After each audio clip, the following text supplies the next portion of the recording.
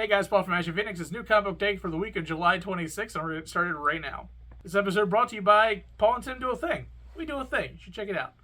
Hey guys, it's Tim from Capes and Scowls, the comic book store. Paul and Tim Do a Thing, and Team Ashen. Let's talk about trades. I got a punch. We got Castle Full of Blackbirds, which this looked awesome. This takes place within the Hellboy universe. Pretty cool. We've got X-Men Epic Collection, The Fate of the Phoenix. This is volume 7 of that, which is a ton of the usual X-Men stuff you'd expect. This is right where it switches from X-Men to Uncanny, so you'll definitely want that stuff. We got Amazing Spider-Man Epic Collection, volume 9. This is the clone stuff, and yeah, the clone stuff. That's the big thing in there. We got Daredevil and Elektra. This has been very good. Zdarsky working towards the end of his run now. We have Teddy Scares. I don't know. This was made with Kickstarter, apparently, according to the back here. Scary teddy bears, I assume. We got Hulk Planet. This is the end of the Kate's run. I think it's the end. Yes. I'm being told yes. My people is saying yes. Which has that cool Ryan Otley drawn issue. We got Strange Academy Finals, Volume 4. So this is probably also the end of the smaller volumes, which Finals was like a mini series at the end, I believe, to kind of tie it together. We got Palookaville. There's like a million of these. This is like volume, like, I don't know, 24 or something. But cool indie book. We got Marvel's Rocket and Groot. Little Groot, big feelings. Oh, big feelings. He feels things really big-like. Oh, bigly. Anyways, Cold Iron, Andy Diggle with Nick Brokenshire. I don't know anything about this, but I'm sure it's great. It is a Comixology original from Dark Horse Comics. Celtic Folklore and Modern Moxie collide. Well, I'm into that. We got Batman the Knight. This is also Chip Zdarsky. I didn't read it. I got nothing. I'm still on the Comixology stuff. Comixology stuff, yeah, man. Very good. A lot of it is. We got Icon and Rocket Season 1. This is the reboot of these milestone characters, which a lot of people were digging. Mary Jane and Black Cat Dark Web. That's just fun.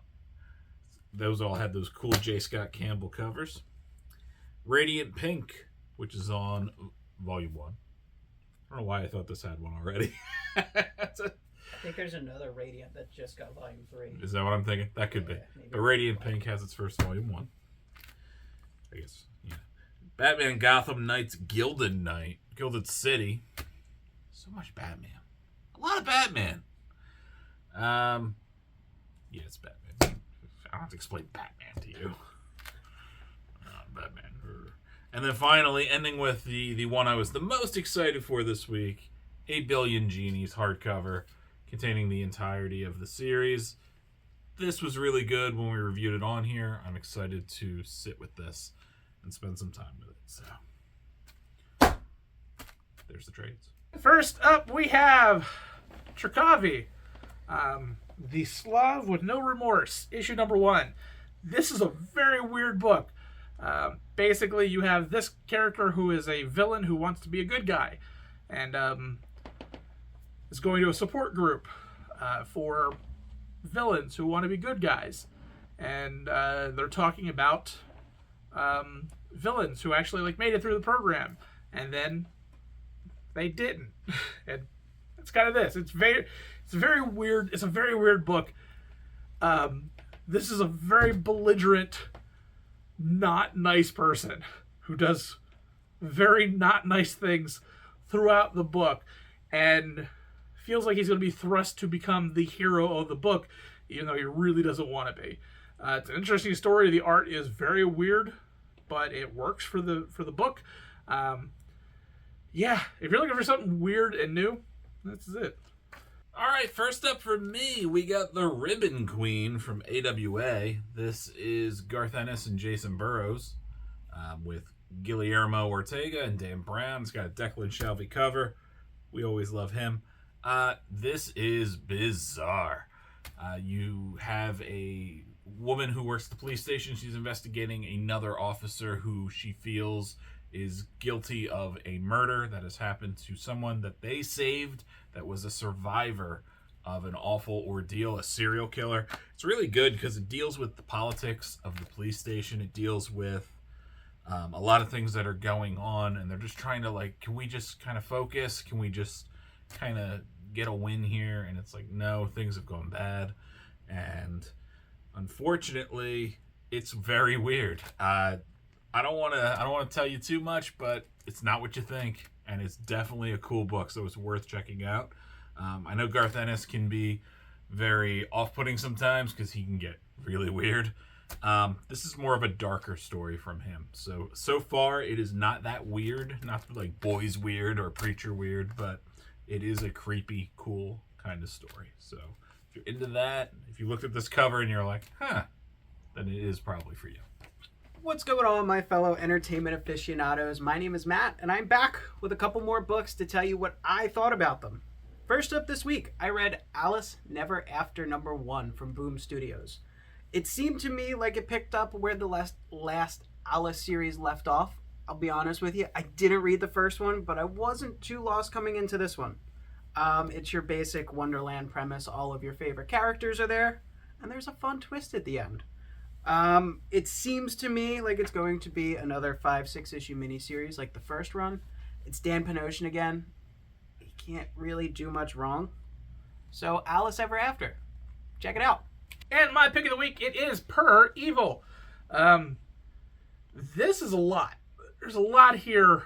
There's a lot of mystery here because we don't quite know what's going on. We have a mother-daughter team who look like they're assassins, who may be something completely different, and there's a weird tie together to them. Because it feels weird and vague. It's because this first issue is kind of weird and vague.